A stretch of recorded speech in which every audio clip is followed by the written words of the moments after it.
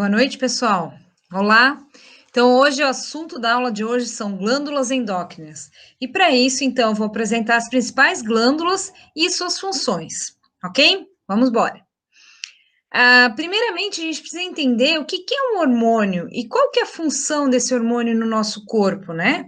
Então, as glândulas endócrinas, como o próprio nome diz, eles vão liberar, vão produzir uma determinada substância, que a gente chama isso de hormônio, uma substância química, que vai ser liberada na parte interna, endócrina, né? Então, libera na circulação sanguínea determinada substância química. Geralmente, uma glândula, então nós temos aqui representado por esse desenho verde aqui, né? Esse primeiro desenho mais superior aqui, é a glândula, ela produz o hormônio, libera na corrente sanguínea, e esse hormônio, ele vai encontrar a sua célula-alvo. Então, cada hormônio vai criar uma cascata de eventos no corpo da pessoa quando se deparar com uma determinada célula que é compatível àquela substância. Vocês vão entender um pouquinho mais adiante.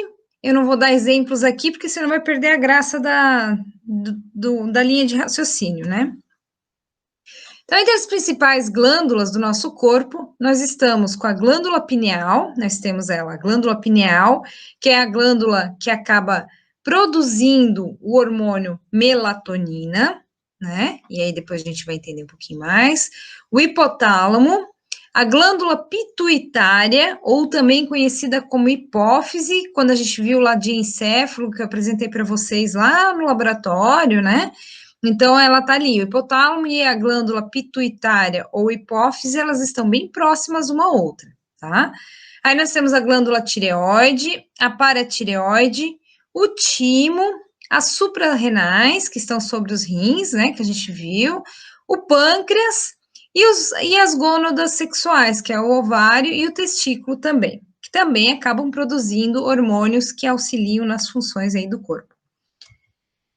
Bom, então, a definição de hormônios é: hormônios são substâncias que ajudam a controlar as atividades do seu corpo.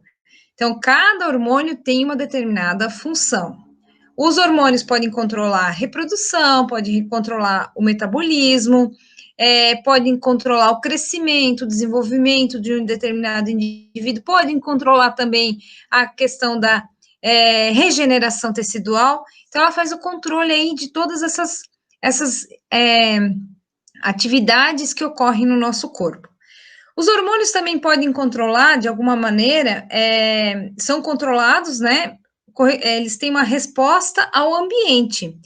E eles ajudam a regular a quantidade exata de energia e nutrientes que o corpo vai precisar naquele momento. Bom, a natureza química dos hormônios, eles podem ser uma proteína, e daí sempre vai terminar praticamente em ina, né? Insulina, né? Dopamina, ina, uma proteína. Então, no caso, um hormônio aí é insulina. Ou um esteroide. Então, no caso, por exemplo, cortisol, que é um exemplo de esteroide. Como é que é o mecanismo de ação dos hormônios? Existem duas formas. Ou eles vão ativar o mecanismo amipecíclico, ou eles vão ativar os genes dentro da célula. Então, é o seguinte: o hormônio chega, aquele hormôniozinho que foi produzido por uma glândula, chega na célula-alvo, faz a ligação na membrana, e ali em diante ele vai ativar os genes que estão lá no núcleo dessa célula. Ativando esses genes, vai criar uma resposta através de RNA mensageiro.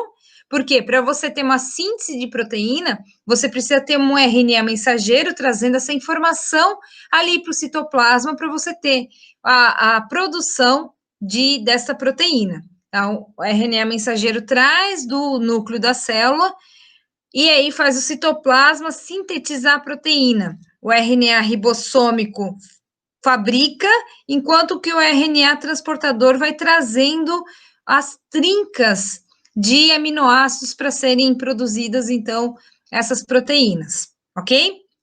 O RNA mensageiro, O hormônio veio na membrana, fez a sinalização, sinalizou o gene, foi ativado daquela proteína, gene, sei lá, CONT, catecol metiltransferase, que não é o caso aqui, né? Agora vamos dar um exemplo de hormônio. O gene que sintetiza a insulina, né? Então, essa insulina, ela só vai ser produzida se vir uma informação lá do núcleo dessa célula.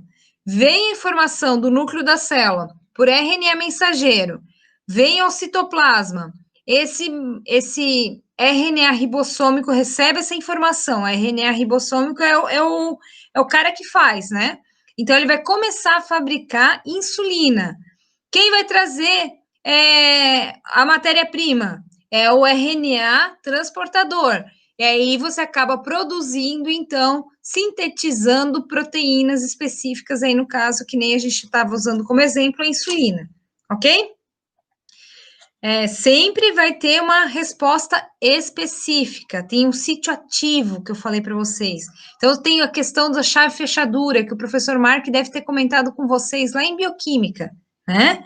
Então, conforme, se vocês não entenderam, vocês vão buscar de novo lá na questão da bioquímica, a questão de chave fechadura. Cada proteína, ela vai ativar um determinado receptor de membrana, e então nós temos o hormônio, temos uma célula-alvo específico. Você não vai ver, por exemplo, o hormônio da tireoide, o hormônio adenocorticotrófico, que vai agir na suprarrenal, você não vai ver ele fazendo função lá na tireoide, tá? Ele vai fazer função específica na suprarrenal, porque ele é o adenocorticotrófico. A célula-alvo dele está lá na suprarrenal. Então, nós temos esse sistema aí de chave fechadura, cada um tem seu parzinho. Aí, este aqui é um exemplo, um desenho bonitinho para vocês conseguirem entender os mecanismos de ação, que eu falei que ou ativa o AMP cíclico, ou vai ativar o DNA, né, o material genético. Então, aqui, o hormônio livre na corrente sanguínea, esse hormônio lipossolúvel difunde-se no interior da célula, e aí acaba, então, lá dentro do núcleo dessa célula, fazendo com que sintetize o RNA mensageiro, como eu falei, ó, aí o ribossomo com o RNA ribossômico começa a sintetizar a nova proteína. Este é um exemplo. E aqui, o hormônio hidrossolúvel vai fazer a ligação por um receptor, ligação do hormônio ao seu receptor, vai utilizar, então, vai ser ativado aqui pelo AMP cíclico, e você, então, acaba tendo, no final disso tudo, uma enzima ativa, que vai catalisar reações que produzem reações fisiológicas. Um exemplo clássico dessa situação aqui é o hormônio da tireoide, o T3 e o T4. Ele ativa esse AMP cíclico, ele é um hormônio hidrossolúvel. A gente vai ver um pouquinho mais adiante. Aqui tem só um desenho clássico para vocês entenderem. Aqui a chave fechadura, por isso que a gente fala do conceito chave fechadura. O hormônio, a célula-alvo receptor. Só vai bater aqui na célula que é específica. A outra célula não vai abrir a porta, né? Não consegue. O hormônio tem certinho o receptor de membrana para ele. Fez a ligação certa, acaba, então, tendo uma atividade intrínseca dentro daquela célula ali. Bom, então, as 6 glândulas mais importantes que a gente vai falar na aula agora é a glândula hipófise, a glândula tireoide, a paratireoide, as suprarrenais, o pâncreas e o ovário e testículo. Mas, quando a gente fala desses aqui, a gente tem que entender que o hipotálamo é o cara que também controla em muitas dessas funções, né? Então, ele consegue fazer um controle direto da hipófise. A hipófise é uma das glândulas mais importantes do nosso corpo, tá? Então, o hipotálamo, ele tem... A hipófise, ela tem 2 porções. Ela tem uma porção chamada de neurohipófise e uma porção chamada de adenohipófise. A neurohipófise, ela vai armazenar aqui, ó, a neurohipófise, ela vai armazenar os hormônios que foram produzidos pelo hipotálamo. E a adenohipófise vai receber estímulos do hipotálamo e vai produzir hormônios. Vocês já vão entender. Hipotálamo produz dois hormônios legais aí, a ocitocina e o antidiurético. Produz esses dois hormônios e esses dois hormônios vão por via neuronal, né? Nós temos uma ligação neuronal com a neurohipófise e a neurohipófise vai armazenar. Vai ser liberado quando eu tiver um estímulo do meu corpo. Então, a ocitocina, ela tem um efeito legal aí. Ela é o hormônio do prazer, ela provoca também contrações rítmicas do útero no trabalho de parto, e também provoca a contração durante o período do orgasmo. Ela também auxilia a ocitocina, que é um hormônio aí, uma proteína, ó, ocitocina, né? Ela também auxilia na ejeção do leite, porque ela faz a contração das glândulas mamárias. Ela não produz leite, ela ejeta, ajuda a ejetar o leite das glândulas mamárias. Gravem isso. Ocitocina, prazer, auxilia no parto e também a questão da ejeção do leite. Outro hormônio é o antidiurético. O hormônio antidiurético, produzido pelo hipotálamo, é armazenado na neurohipófise, ok? A neurohipófise, ela vai liberar para a corrente sanguínea assim que necessário, quando tiver uma condição que se faz necessário a liberação. Mas claro que ela é liberada constantemente, porque se a gente não liberar o antidiurético, eu tenho uma diurese elevadíssima. E não é isso que eu quero, né? Sem a produção do antidiurético, nós temos uma patologia clássica que é a diabetes insípidos. Nesse caso, o indivíduo não produz hormônio antidiurético e chega a produzir até 20 litros de urina a dia. Não é fisiológico isso. Isso pode levar a óbito em pouco tempo de quadro dessa situação, tá? Mas o antidiurético, então, ele vai agir lá nos túbulos renais, onde a gente já viu, e ele vai impedir com que a água vá embora. Ela vai fazer uma reabsorção dessa água a nível de túbulos renais. Estimula aquelas células daquela região, as aquaporinas, né, a fazer uma reabsorção dessa água que estaria indo embora na urina. E aí, o hipotálamo também produz determinadas substâncias que a gente chama de fator de liberação, né? Tem até um quadrinho aqui, ó. Não ficou muito bonitinho, mas dá para a gente conseguir. Opa! Dá para conseguir entender aqui, ó. Então, o hipotálamo, né? Ele vai liberar um hormônio liberador, né, estimulador da hipófise, da adenohipófise, para a adenohipófise fazer o quê? Produzir hormônios, tá? Então, o hipotálamo produz um hormônio chamado hormônio liberador de gonadotrofina.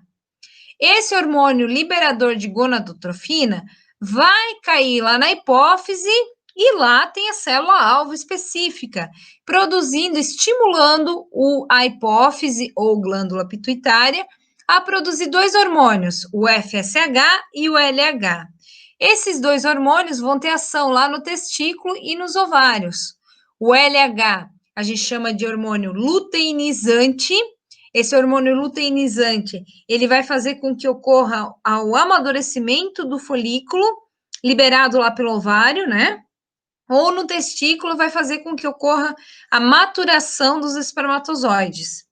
Já o FSH, que é o hormônio folículo estimulante, esse hormônio, ele vai fazer com que ocorra o processo de divisão, estimula a meiose lá a nível de gônadas para produção de gametas. Então, no testículo vai auxiliar na produção dos gametas lá no testículo, do espermatozoide, produção do espermatozoide, né? E pela ovário vai estimular também a divisão do ovócito primário e ovócito secundário e fazendo com que ocorra a liberação desse ovócito, então, futuramente aí com a ação do luteinizante. Essa é uma situação. Agora, o hipotálamo também produz um hormônio chamado hormônio liberador de tireotrofina. Esse hormônio liberador de tireotrofina vai agir sobre a hipófise, estimulando ela a produzir o hormônio TSH, que é o hormônio tireoestimulante. Esse hormônio tireoestimulante vai agir lá nas células da tireoide a produzir o hormônio da tireoide. E esse hormônio da tireoide tem função no quê? Que todo mundo aí sabe já, porque vive tendo problemas aí na população de tireoide, né? A tireoide, o hormônio da tireoide, ele tem um efeito fantástico no metabolismo celular. Ele estimula o metabolismo celular. Em quais células? Em todas do corpo. Você precisa ter ação do hormônio da tireoide para que ela tenha o metabolismo celular ali acontecendo. Ela vai ativar o MP cíclico. Lembram lá de dos mecanismos de ação? E aí nós temos dois hormônios, o T3 e o T4 livre, tá? Então, aí nós temos uma pequena diferença entre o T3 e o T4, dependendo qual hormônio tem a sua região que é responsável a ação dele. Então, o T4, ele tem uma ação legal no sistema nervoso, né? Então, essa aqui é o hormônio da tireoide. Olha aqui, ó, esse eixo, né? Hipotálamo, hipófise, tireoide. A gente sempre tem eixos nas glândulas. Sempre vai de uma glândula para outra, né? Sempre não. A maioria aqui nesse caso aqui, né? Nós temos os eixos. Aí nós temos um outro hormônio liberado pelo hipotálamo, que é o hormônio liberador de corticotrofina. Esse hormônio liberador de corticotrofina também vai agir lá na hipófise. Vai agir fazendo o quê? Estimulando a produção do ACTH, o hormônio adenocorticotrófico, que eu estava falando antes, né?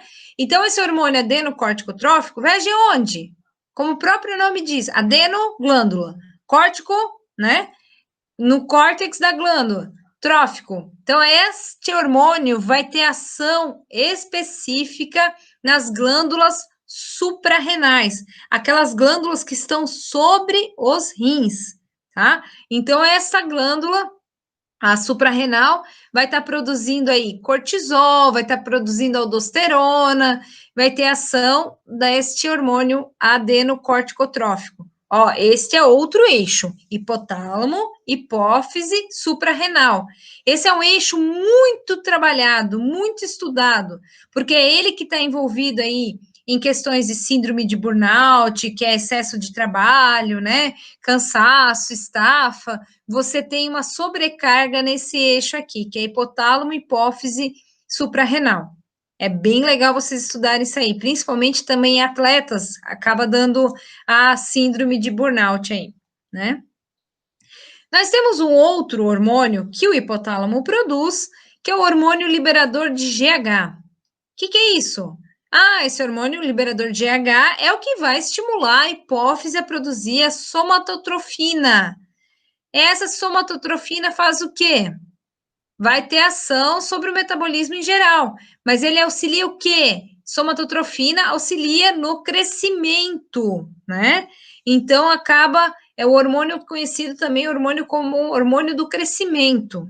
A somatotrofina vai agir também em todas as células, vai estimular o quê? A mitose. Vai estar responsável por quê? Regeneração tecidual. Você precisa ter. Ah, tem um fato importante que a gente não pode esquecer. Um hormônio, ele acaba influenciando o outro. Por exemplo, aqui o cortisol, que é um hormônio anti-inflamatório, que é produzido, também tem ação na regeneração tecidual. E ele vai aumentar a produção desse somatotrofina, porque quer dizer que eu preciso ter mais divisão celular naquela região, né? Esse hormônio aqui, ele é produzido em maior quantidade na fase do crescimento e depois ele vai reduzindo um pouquinho, mas a gente vai sempre ter. Ele é produzido principalmente quando?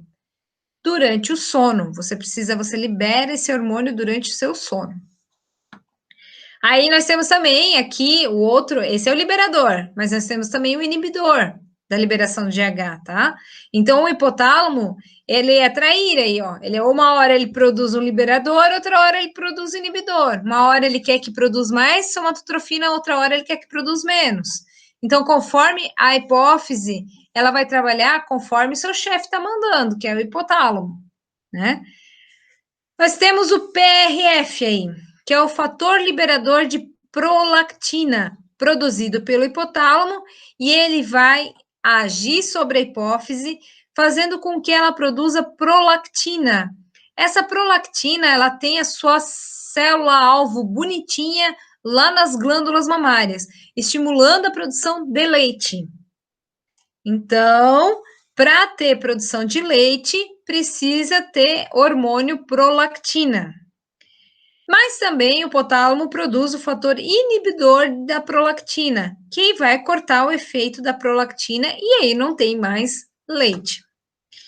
Nós temos o fator liberador e inibidor do MSH, que vai fazer com que a hipófise produza o hormônio MSH, que é o hormônio que vai estimular os melanóforos, que vão ter ação sobre produção de neurotransmissores.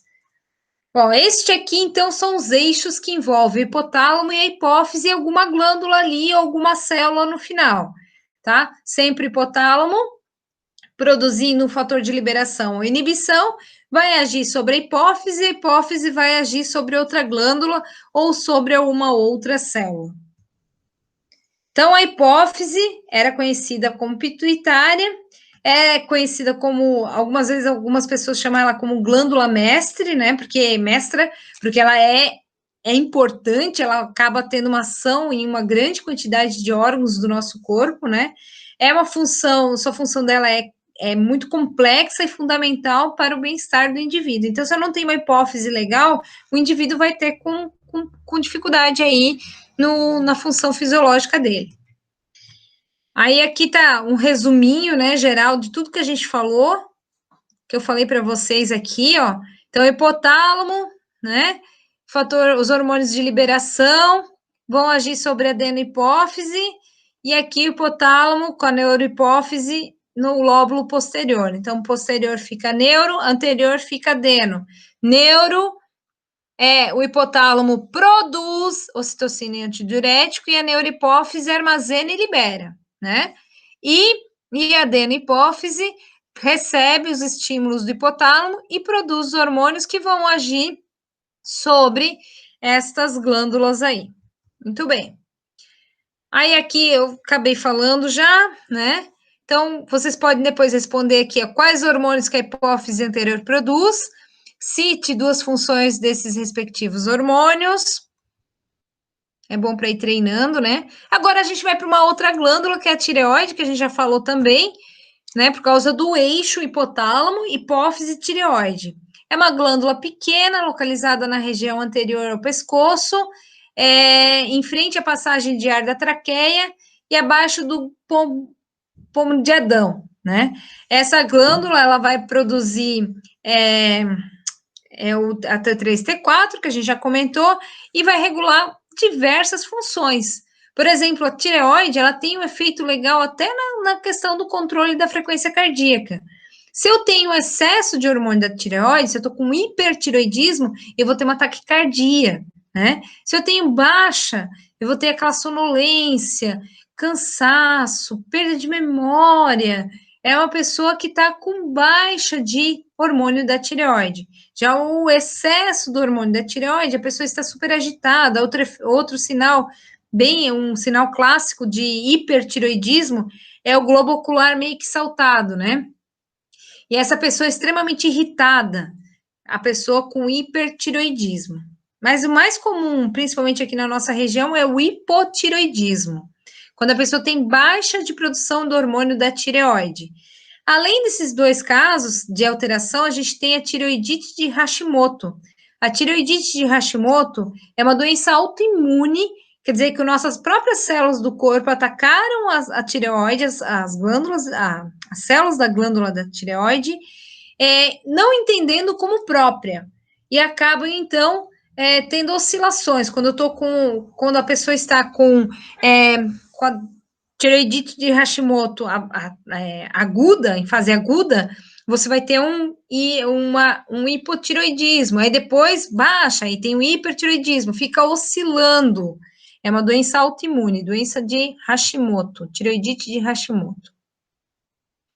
Então, aqui, outra perguntinha para vocês responderem.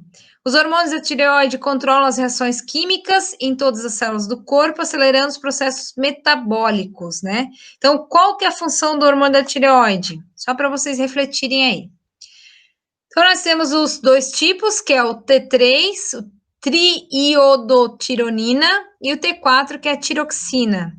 Aí, eu já falei para vocês aí o que acontece quando tem excesso ou falta destes hormônios. Muito bem. Agora nós vamos para o pâncreas. O pâncreas é uma situação que eu falei para vocês, que é importantíssimo, principalmente quando vocês forem estudar bioenergética, né? Então, a gente precisa entender bem aí o funcionamento dessa glândula. O pâncreas é uma glândula mista, a gente já viu o sistema digestório, né? E viu que ele tem uma função importantíssima em produção de determinadas enzimas que vão auxiliar no processo digestivo ali, né? No processo digestório. Então, ele vai produzir bicarbonato, vai produzir amilase, a ptialina, né? Que auxilia na digestão de carboidratos. Então, a gente considera essa parte como sendo a parte exócrina, porque ele vai liberar para uma parte que vai embora depois, né? E nós temos uma outra função do pâncreas que vai acabar liberando na corrente sanguínea, então, libera para uma parte interna do nosso corpo, é a parte endócrina do pâncreas. E nessa parte endócrina, nós temos dois tipos de célula, a célula beta e a célula alfa, e elas estão nas ilhotas de Langers, né, que é uma região ali do pâncreas. Pois bem, você tem uma alta taxa de, você comeu o alimento, alta taxa de glicose. Essa alta taxa de glicose vai estimular as células beta a produzir insulina. Essa insulina vai fazer com que ocorra uma parte do alimento vai ser armazenado na forma de glicogênio lá no fígado, vai armazenar, e outra parte, a insulina vai agir nas células do nosso corpo, como eu já falei para vocês, e ela vai auxiliar com que aquela glicose que está na parte externa da célula vá para dentro da célula. Aí, beleza, passou um tempo aí em jejum, tal, você tá com baixa taxa de glicose. Neste caso, as células beta são inibidas. E você estimula a produção pelas células alfa de glucagon. Esse glucagon vai quebrar o glicogênio hepático e vai liberar a glicose para a corrente sanguínea. Vai te dar aquele plus, assim, né? Vai tirar da poupança ali o que você tem armazenado de glicose e vai liberar na corrente sanguínea novamente. Aí você faz todo o processo de novo, vai produzir insulina e essa insulina vai levar essa glicose para dentro da célula. Então, o pâncreas secreta insulina, que é o hormônio que controla a passagem de glicose para o interior da célula, e o pâncreas também secreta glucagon pelas células alfa, né? E o glucagon faz com que o fígado libere glicose no sangue. Aí tem outras perguntinhas ali de novo para vocês, ó. Qual que é a função do pâncreas no organismo humano no controle da homeostase? Como o pâncreas controla a glicemia no organismo? Por que precisa saber desse assunto aí? Para a educação física, né? Então, vocês precisam. Por que eu preciso saber desse detalhe? Os ovários. O ovário, então, produz dois hormônios importantes femininos, o estrógeno e a progesterona. Esses hormônios, eles começam a sua produção a aumentar, né? O nível de produção dele, principalmente ali quando começa a puberdade da menina. Então, o estrógeno e a progesterona, elas vão dar as características femininas para a menina, né? Vai dar textura de pele macia, a voz delicada,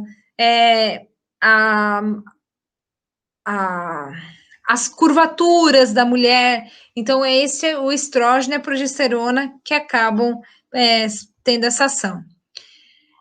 A testosterona é produzida lá nas gônadas masculinas, nos testículos, e vai fazer com que a testosterona também é produzida desde a infância, né?